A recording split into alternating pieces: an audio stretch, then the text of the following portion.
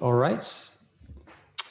Welcome to the webinar Innovation Capital, how to compete like the world's most innovative leaders.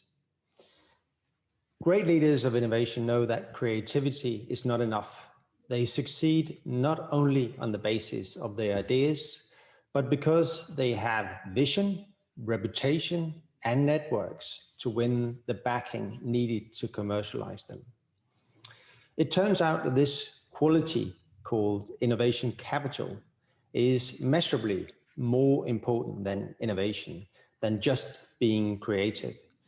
The authors of the book, Innovation Capital, have spent decades studying how people get great ideas and how people test and develop those ideas. Co-author Curtis Lefrandt will now share what they have learned from the research designed to determine how people compete for and obtain resources to launch new ideas.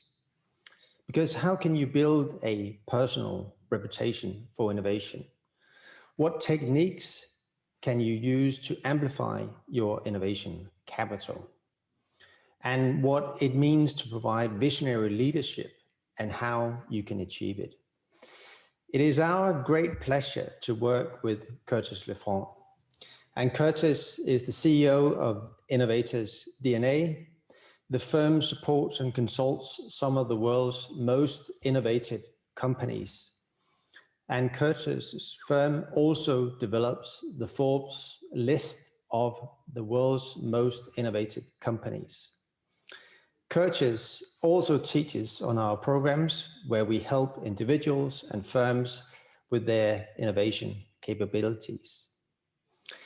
My name is Jesper Nytorp Bergman, and I'll be your host for this webinar. You can ask questions along the way through the chat function. If you cannot see the chat function, if you move your mouse, you should be able to see it. At the end, there will be around 5 to 7 minutes of Q&A where you can ask Curtis questions. So ladies and gentlemen, it's a great pleasure to welcome Curtis Lefrandt. And Curtis, please help us understand what innovation capital is and how we might develop our innovation capital.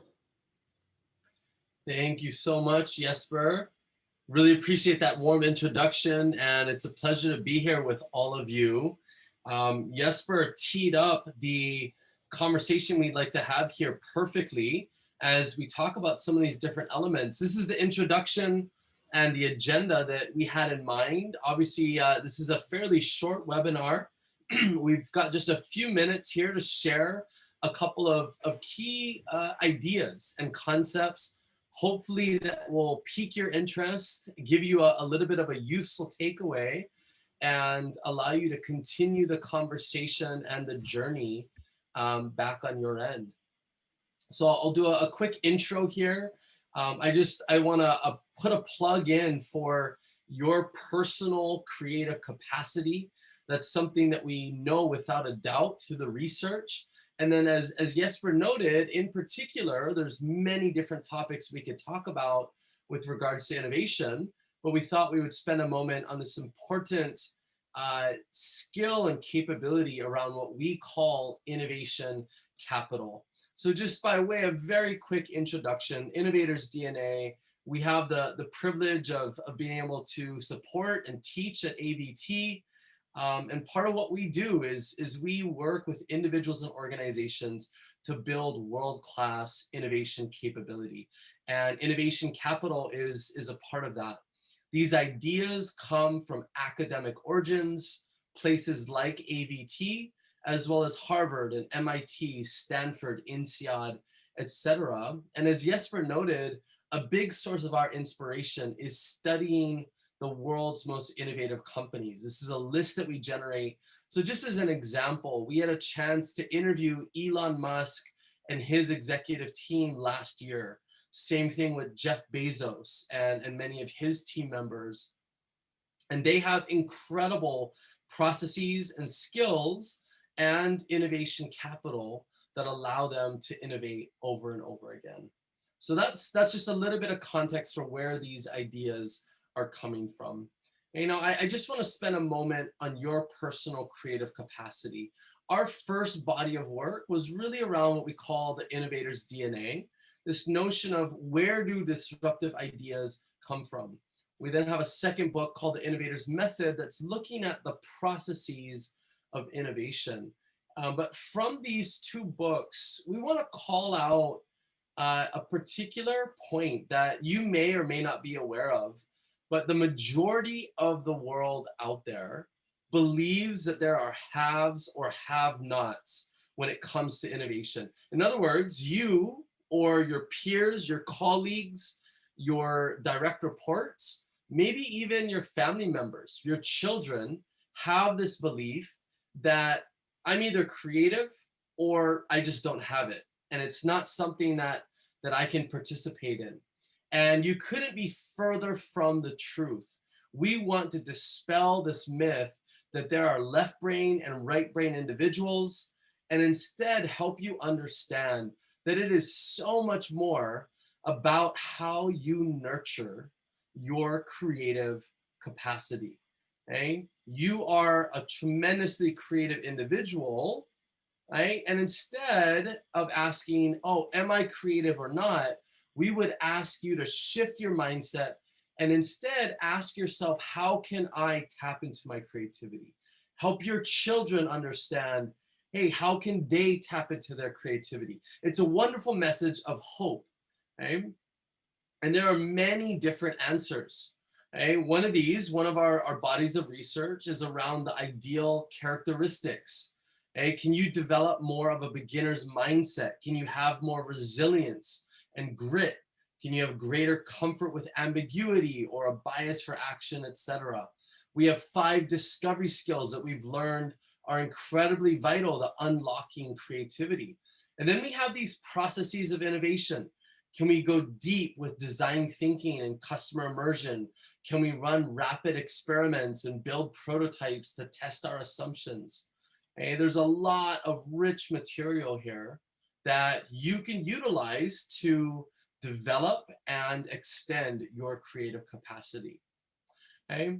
Now, we want to talk about one particular facet in a little bit more detail, and this is what we call innovation capital. And what an interesting word, an interesting phrase. What does it mean? Well, I would like to demonstrate or bring this concept to life with a little bit of a case study or example. By now, I'm sure many of you have been following Tesla and its meteoric rise to where it is today in the markets. Okay? It's very rowdy CEO and founder, Elon Musk. Right?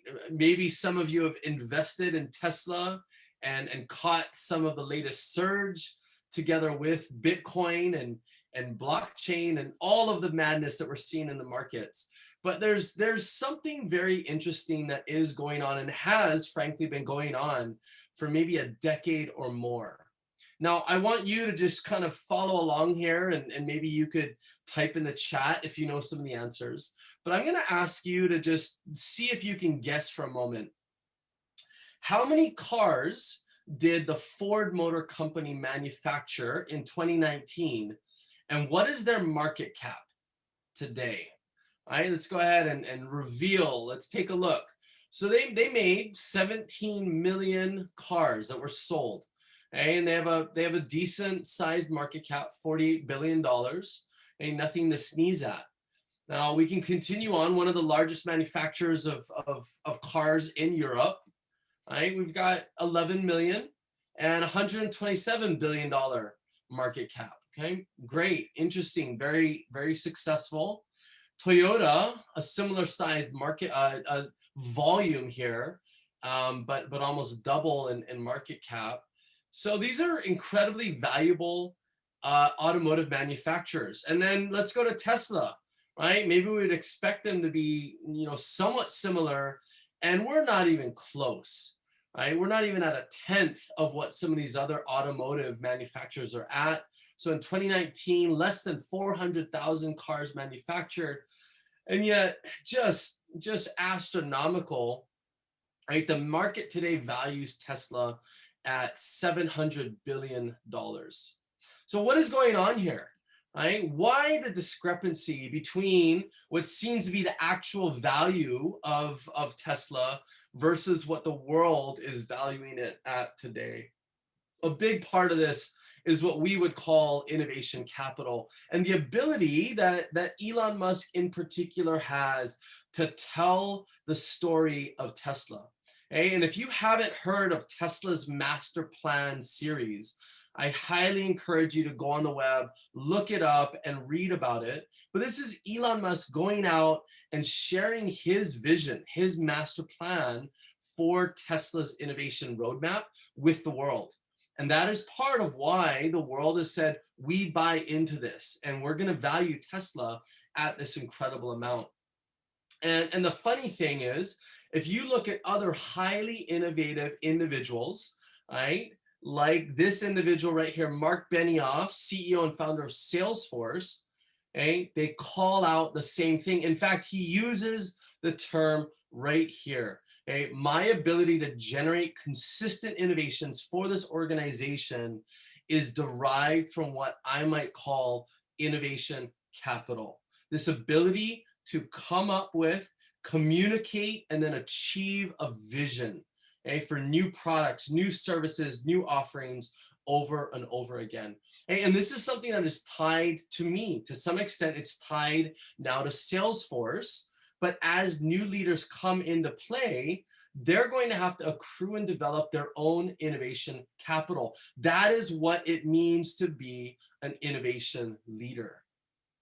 Okay? I think that's a really important narrative that Benioff and other innovative leaders are trying to share with the world. Okay? And we can be even more historical. This is one of our favorite stories. We break this case study down in the book, but you have some incredible innovators and inventors here. Thomas Edison, Nikola Tesla.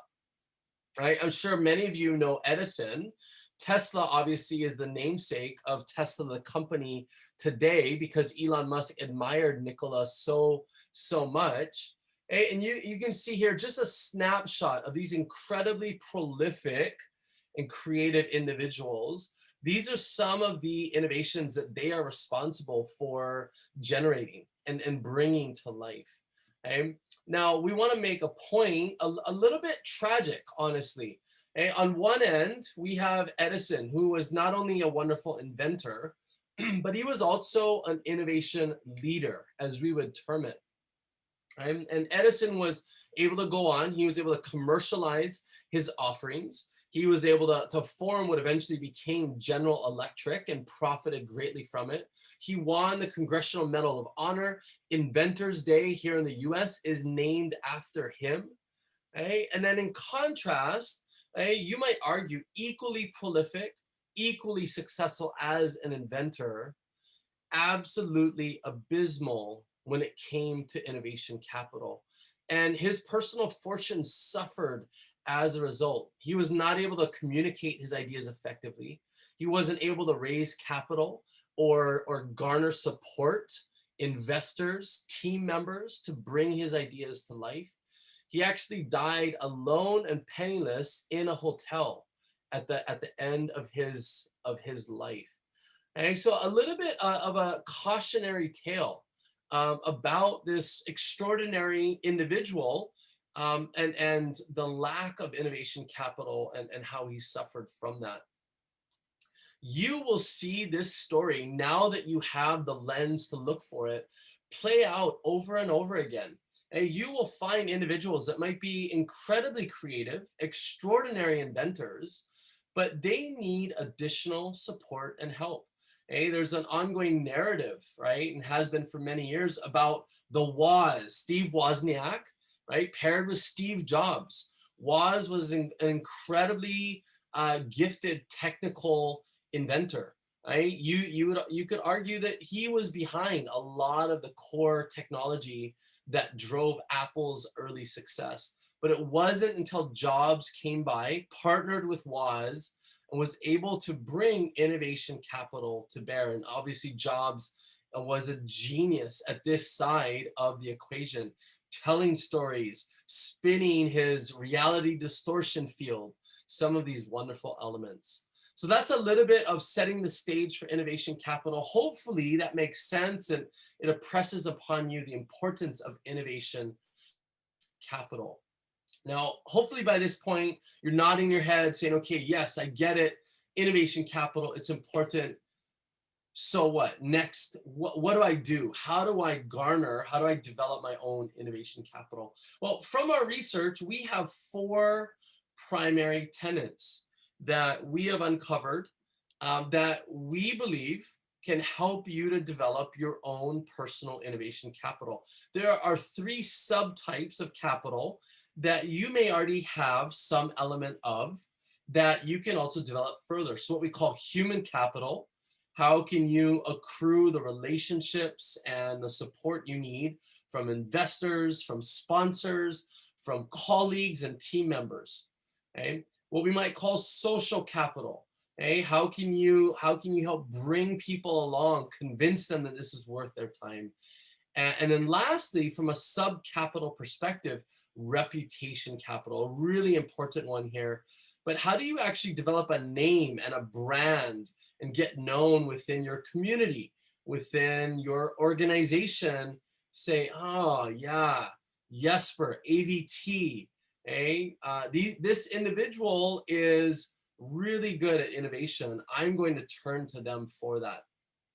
Right? And then we find there's this 4th element that connects the dots across these different types of capital that actually can amplify all of the work that we do here. And these are what we call impression amplifiers. Okay? So I want to go ahead and just give you a few examples and case studies from our work on some of these different elements. We don't have time to go through all of them, obviously, but hopefully these will be useful as you think about your human, social, and reputation capital and how you can amplify these over time. So let's go ahead and start with human capital. There are some key skills that you can develop to further extend your human capital. We have some of these captured right here. We can be better forward thinkers. Okay, I'm going to spend a moment on that particular topic in a moment. We can also be better creative problem solvers. We can develop our powers of persuasion and promotion, and we can extend our personal creativity. So let's give you an example here of forward thinking. One of our favorite individuals to spend time with on this topic is Satya Nadella. Now, I want you to look at his profile for a moment. Okay, so as many of you might know, Satya is actually the CEO of Microsoft right now. You might argue that he has been incredibly successful as a CEO, took the reins from Steve Ballmer, and has just led Microsoft on an incredible transformation. Now, however, if you didn't know that prior to him becoming CEO, you might look over his resume and kind of shrug your shoulders and say, all right, University of Wisconsin, no big deal, one of thousands at Microsoft. How is this individual going to set himself apart from the pack? Nadella has said himself, one of his critical differentiators as he's risen through the ranks is his ability to engage in forward thinking. Okay? He goes through a process that he calls mental time travel. He essentially projects himself out 5 years, 10 years, 30 years, and he lives in that moment, in that space for a while. And he tries to envision and visualize and explain to himself, what does the world look like in 2050? Where are we headed? And that exercise, that experience of doing that on a regular basis allows him to then extrapolate back to the present day and have some notion of where the world is headed. Okay, so going through this practice actually led him to make a bet and to join, at the time, what was a really unpopular side business, right? And there was this really tiny portion of it called the cloud. Right? This is before Amazon Web Services, before any of this notion of moving to the cloud was mainstream. And in fact, Steve Ballmer himself said, I want you to think hard about this move. It could be your last one at Microsoft, right? Essentially saying, I don't really see an opportunity here, right? So buyer beware, right? And yet Satya was able to see around the corner and understand that this was the future. And so his advice to others throughout the company and beyond is, as a leader, you need to spend time with forward thinking, to see those opportunities, the convergence of trends with our internal capability. Okay? So forward thinkers, right? In a nutshell, you're going to be asking yourself two questions. Where are our customers headed? What do they want next? And how does that intersect with emerging technologies? Sound good? Forward thinking? Check. All right, I expect all of you to be engaging in some forward thinking, okay, over the next coming weeks.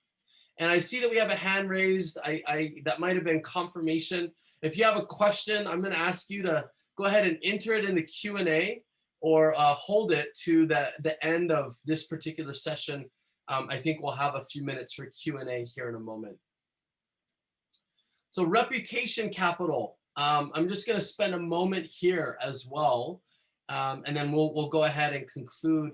This is one of my favorites. There are so many opportunities to build a name for yourself with just a few small tactics that you can utilize. So some of these: become a founder, take on visible or hard projects that no one else wants and prove yourself, demonstrating strategic judgment, borrowing reputation from others, exhibiting scrappiness. And so one of the most powerful women leaders that we've had a chance to interact with, Indra Nooyi, right? Recently retired, but she was a CEO of Pepsi for a long time. One of her points is, I would raise my hand for difficult assignments all the time. That was her MO. If no one else wanted it, I was there. I'd raise my hand, I would tackle them, right? And she would utilize some of these traits. She founded a mega trends group to help individuals across the org to sync on key trends that were going to impact her industry, her business. So one, raise your hand, volunteer for those difficult projects. Second, become a founder, even within an established organization. And so Andy Jassy, taking a page from Indra Nooyi, right, he raised his hand to join this burgeoning opportunity, and eventually, as a result, became the CEO of this new business that we now know as Amazon Web Services, right? And just a tiny little business, right? Bezos said, okay, who wants this? Andy raised his hand and took AWS to the behemoth it is today. And as many of you might know, he actually just took over as the new CEO of Amazon proper, as Jeff Bezos has been stepping away. So a lot of opportunity to develop a reputation within your community or your organization. Now, last but not least, impression amplifiers. We're not going to have time to go through each of these, but you can broadcast, you can signal, you can tell a compelling story, you can materialize to bring your concept to life for others, you can compare, you can commit, you can create FOMO. Okay? Many, many different tools. Okay, but to bring this home, I would like you to just ask yourselves and muse and reflect for a moment, do I have innovation capital? How could a little bit more innovation capital help me today? Is that something that would allow me to get more support for my ideas, right? Would I get a little bit more respect and a little bit more runway to try out my concepts? Okay. how can you improve and garner more innovation capital, right? I want to go ahead and leave you with some of those questions. Hopefully you can take some of these ideas and move forward with them. Obviously, if it's piqued your interest, we encourage you to go pick up a copy from Harvard Business Review Press of Innovation Capital. And it's just chock full of stories and additional tips and tricks and suggestions. Okay, but that's going to go ahead and be a conclusion for me on my remarks. I'd love to turn it back over to you, Jesper, and to the audience for any questions that you might have. But thank you so much for your time and for spending a moment here with us today. Thank you very much, Curtis, for a compelling case for innovation capital. So again, you can chat directly to Curtis and I through the chat function. You just move your mouse. It should be visible there.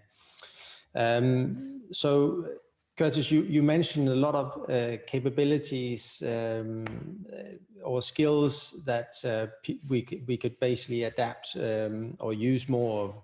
Is there any of the human capital skills, again, forward thinking, as you mentioned, creative problem solving, the persuasion or the creativity that you see is mostly relevant, or is it really dependent on the person?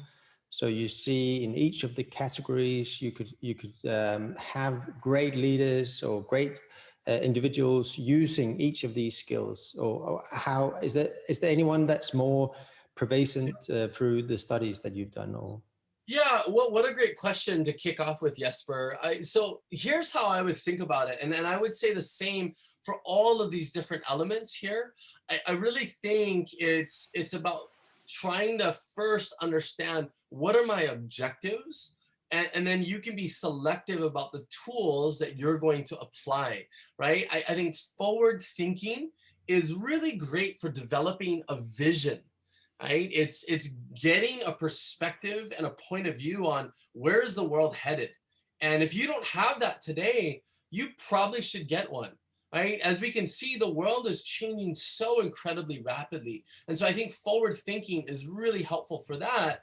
But if you're working with a particular nut or a challenge, right, then being better at creative problem solving or generating ideas using creativity. Now, if you already have an idea, you already have a vision, then you probably want to spend more time on your powers of persuasion and promotion so that you can share your ideas with the world. So I think it's a little bit context specific, if that makes sense, Jesper. All right, so we've questions coming in, Curtis. So there's a question for human capital. Can you do too much? Do you think actually you could, in terms of being too creative, or? Yeah, it's a great question, and we actually we have a whole section on high performing teams and the right team composition.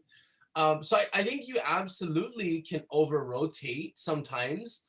I think it depends. I don't know necessarily as an individual, but certainly as a team. If you imagine, if you have a team that's only focused on innovation and discovery, and you kind of neglect execution and delivery, we're going to have a lot of great ideas, but nothing's going to happen, right? We're going to be missing deadlines, and it's just going to be really difficult to actually deliver on the ideas that we have. So I do think, I don't know if that's Michelle who asked that, but I would think about, do I personally have the right balance between discovery and delivery, creativity and execution for my current role? And then if you're a leader, I would think about, do I have the right team composition of individuals that have the right mix of skills? Right. Another question about the personal impression amplifiers. Is there again any particular things that you would like to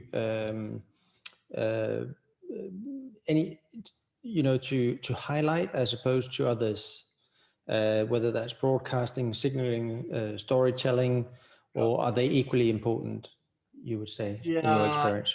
Yeah, I think for the impression amplifiers, I do look at this as a little bit more of kind of an equal quiver of arrows or a tool set. I don't know that I would emphasize one more than the other. I think it's a little bit more of your personal preference, right? So materializing is a little bit more hands-on, right? It's a little bit, it's about bringing a concept to life through, maybe through a video or a low fidelity prototype or a pilot, right? And so it's a little bit more hands-on, right? Versus, telling a story, right? This is about you spinning a narrative, right? And becoming like a Pixar storyteller. So I think this is a little bit up to you in terms of, okay, what do I feel comfortable with? And then using that to help, once again, amplify your narrative, to amplify your concepts and ideas. Excellent. Time with you, Curtis, is always flying by, and just want to hear more. But unfortunately, we already ran out of time. I would certainly encourage you to get the book Innovation Capital, and because there's a lot of great tools in it, and how to get started on some of these skills. So thank you very much again for joining us, Curtis, and thank you to the participants that were here today. We will send out the video as we usually do, and also a link to some of the other resources that are available to you on our website, etc. But thank you very much for an inspirational talk, Curtis, and we look forward to see you next time around. Thank you. My pleasure. Thank you, everyone, for joining. Thank you, and take care.